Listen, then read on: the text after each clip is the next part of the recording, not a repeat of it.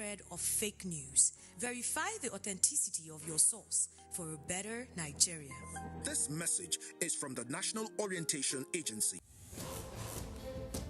From dusk to dawn, 24 hours a day, NTA International is with you. In your living room, office, and everywhere, anywhere. We provide a company you desire in terms of balanced and up-to-date news, programs, and the best of entertainment.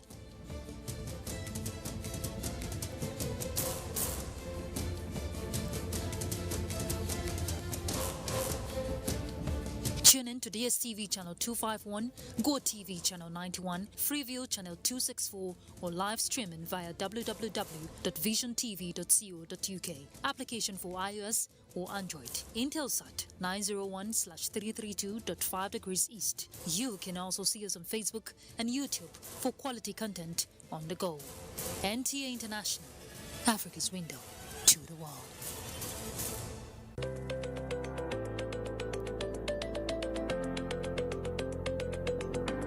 My name is Nando Jamda Muhammad. Stevita. Hussein Musa. Roduna Joel Finji. Said Musa. John. I'm a carpenter. I've been doing this for more than 8 years now. Ina sai da plantain na kai kimamin shekara 3. I've been selling my tomatoes for about 10 years now, and I do it for a better Nigeria. Ina wannan sana'ar lemu ne domin Najeriya ta ci gaba. Ina sa domin Najeriya ta kyau. And you can see how we are doing our small little work to make Nigeria great. As you can see, I'm a technician and I'm doing it to help myself and to help my generation. Ina zaune ne a plateau na business. Kuma ina yin wannan domin ci gaban ƙasar Najeriya. For a better Nigeria. This message is from the National Orientation Agency. NTA News 24. A 24-hour news station brings to you news and happenings 7 days a week. News at 10 a.m., news updated 11 and 1 p.m. News desk at 3 p.m. and 6 p.m. and late evening news at 11 p.m. Follow us on any of our platforms and keep abreast of events and current affairs within and outside our shows. We are on DSTV channel 419, GoTV channel 46, Star Times channel 101, and Free TV channel 703. Join us.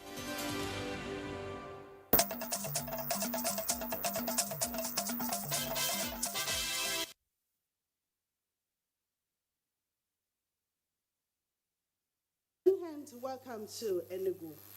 With just few days to the end of this year's National Examination Council, NECO, the registrar of the examination body, Professor Godwin, has described the conduct of students and invigilators of the ongoing examination as satisfactory. Chika Ugu reports that the examination, which was organized in line with COVID-19 protocols, had impressive compliance by students and organizers.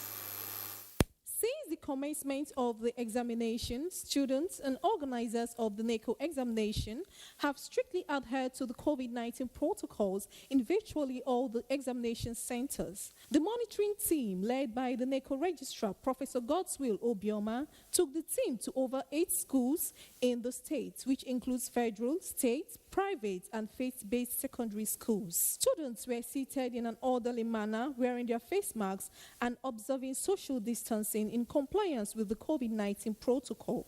The premises of most of the schools visited were with wash hand basins strategically positioned for students to wash their hands. Meanwhile, one of the schools had an isolation exam hall in the event of any case of COVID-19. Security personnel were seen on ground, while internal and external invigilators were present to ensure hitch-free exercise. We have a seasoned supervisor who is in charge. So that way we are home and dry. The writing materials are there, and they all had their face masks on them. The registrar expressed satisfaction at the conduct of the students, adding that the entire exercise in all the states visited so far have been hitch-free with no incident of examination malpractice. I think I should advise them to sustain what I've seen in terms of neatness, in terms of security, in terms of coordination for the remaining part of the exam. The registrar assured the students that marking of answer sheets will commence as soon as examination ends in November 28. In Enugu, Chika Ugu, NTA News. To expose students to production procedures and engage their interest in food value chain, the Federal Minister of Science and Technology, through the National Office for Technology Acquisition and Promotion, has launched the technical storyboard in the southeast for secondary schools. Udo Okoronkwachuku reports that the event, which took place in Oka, Anambra State, was attended by students and stakeholders in science and technology. Technology Storyboard is an eye-opener to the intricate processes involved in transforming raw materials to finished products, a pictorial representation of production processes with a step-by-step outline. It is believed that the concept will, through the engagement of children at the early stage, secure the nation's economic prosperity. The essence of this gathering is to inculcate into the younger generations a process technology to excite their thinking faculty so that they begin to see how things are made, how a product is made from raw materials and the various steps through which the raw material will go through before you get the final products. While some participants describe the storyboard as laudable, others are of the opinion that functional laboratories should be provided for schools for the program to succeed. I feel highly elated to be in the midst of this gathering because it aids me a lot to know how many products I'm consuming are being produced and made. I will also enforce this in my school, paste it everywhere, so that they will know when they are eating the right thing or not. I heard them saying they are going to establish laboratories in some schools. That's another way to further extend it and encourage our wards to actually imbibe it. Highlight of the event was the distribution of the technology storyboard and materials to representatives of schools. Inoka, Udo Okoronkwachuku, NTN News. And that does it from here. It's back to Ruth in Abuja. Thank you, Mina. The National Assembly is set to reconvene for plenary Wednesday, 24th of November 2021. Well, the National Assembly has suspended plenary in both chambers to enable standing committees focus on 2021 budget defense. Ignatius Unkwa will tell us more. On the 15th of October 2020, the National Assembly adjourned plenary to allow standing committees engage ministries, departments and agencies of government on the 2021 budget. Having concluded the budget scrutiny, both chambers are now ready to reconvene on Wednesday, the 24th of November 2020. Some issues are expected to receive immediate attention as soon as plenary resumes. We will be resuming plenary by tomorrow. We have several reports from the Committee on Tertiary Institutions and Third for second readings and approvals, final readings for some of those institutions. So we'll be taking a look at that. PIBB will be our priority. I'm hoping that very, very soon we'll start paying strong attention to the PIBB. Both chambers are optimistic of passing the 2021 budget before the end of this year. That's why we suspended plenary for committees to do detailed work, and all the committees have worked. But before my second week of December, I'm sure the appropriation committee will bring the reports to the Senate floor. And the Senate will also be expecting some executive communications for consideration. From the National Assembly, Ignatius Unkwo, NTN News. Apologize for that mix-up. There is 2020. Actually, that's on Wednesday. Let's look at other issues. Guests on NT's Good Morning Nigeria have advocated greater recognition and strengthening of the functions of traditional rulers in Nigeria by various tiers of government, rather than assigning them constitutional roles, which could lead to constitutional crisis. Alika Okmanachi Arua has details. Clamor for amendments of the Nigerian Constitution to create roles for traditional leaders in the country has generated mixed feelings across board. While some are in support of the idea, others are opposed to it. Guests on Good Morning Nigeria maintain that giving constitutional backing to the functions of traditional rulers will only lead to crisis, as there is no uniformity regarding the succession process and reign on the throne. The role which traditional institution plays, in nation building, cannot necessarily be assigned or consigned to what you refer to as constitutional role. That, in my view, will be tantamount to eroding, the concept of traditionalism. We all are aware that traditional rulers or traditional institutions or traditional leaders alongside the local government are the closest to the people. And if they emerge and command the respect of their people, they have the capacity or the potential to be more impactful, through their work in their lives. Royal fathers believe their consistent role in conflict resolution and mediation since the colonial era should earn them recognition in the Constitution. We are in the rural villages, making sure that there is peace everywhere.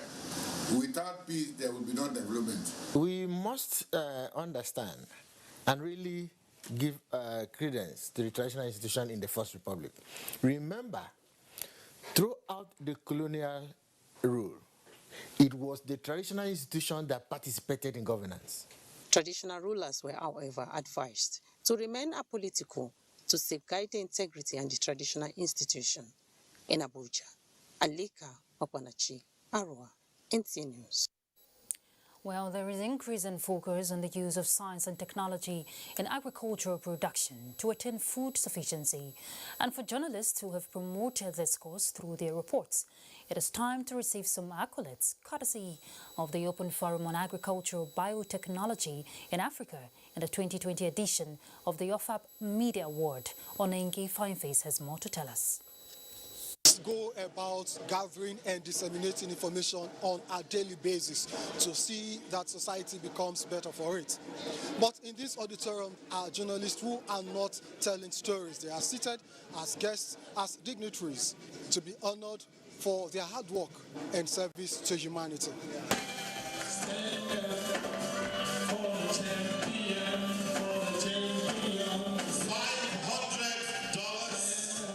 I've covered biotech for a while, and I believe that for Nigeria to actually achieve its goal of food sufficiency, we really need to embrace and adopt, the application of biotechnology. A challenge for me to do more, to continue to do solution-driven stories, evidence-based reports.